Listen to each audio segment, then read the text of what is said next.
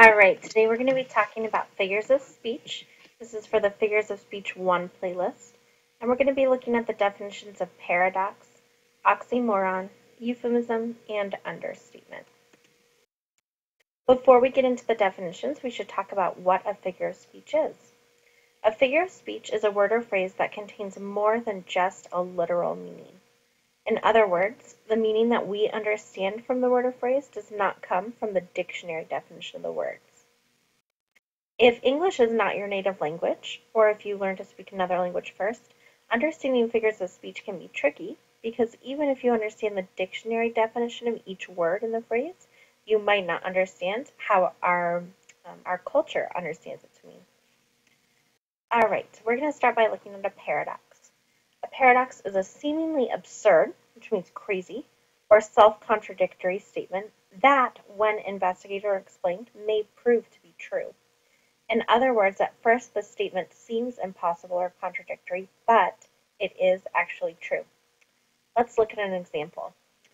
So if you're not familiar with the story of Pinocchio, Pinocchio is a puppet that turns into a boy, but every time that he lies, his nose grows bigger. So if Pinocchio says, "My nose will grow now," this is a paradox. Because if he says it will grow, but it doesn't, he's lying. But it grows when he lies. So if he lies, then his nose would be growing, so he would be telling the truth. But that means his nose is growing while he told the truth, and Pinocchio's nose grows when he lies. Okay, paradoxes can be confusing to try to figure out if they're true or not. An oxymoron is a figure of speech in which contradictory terms appear in conjunction. In other words, terms that contradict each other appear next to each other.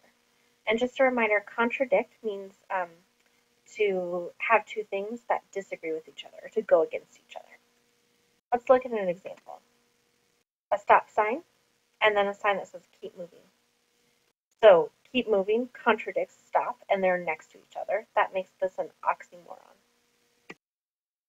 Next, a euphemism. A euphemism is a mild or indirect word or expression substituted for one considering too harsh or unpleasant or embarrassing.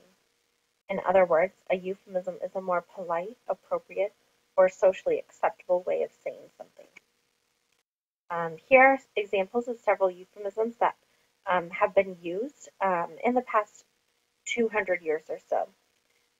The final solution was the euphemism used to describe the deportation of the Jews to concentration camps during World War II.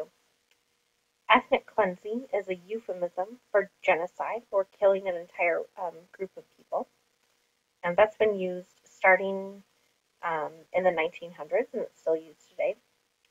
Our peculiar institution is a way that white slaveholders would talk about the institution of slavery before the Civil War in the United States. And enhanced interrogation, that's actually one that our government has used in the past decade as a way of describing how they get information from prisoners. And they say it's enhanced interrogation, but what a lot of people say it actually is torture. And our last definition, understatement. An understatement is the presentation of something less than it actually is. In other words, you understate the importance of the situation. For example, a doctor tells his patient, "Your leg is broken in 3 places, so it is going to be a bit sore for a while." This is an understatement because the leg is, if it's broken in 3 places, it's probably going to be more than just a little sore for a while. All right, there are the definitions of euphemism, oxymoron, understatement, and paradox. Now, go complete the check for understanding.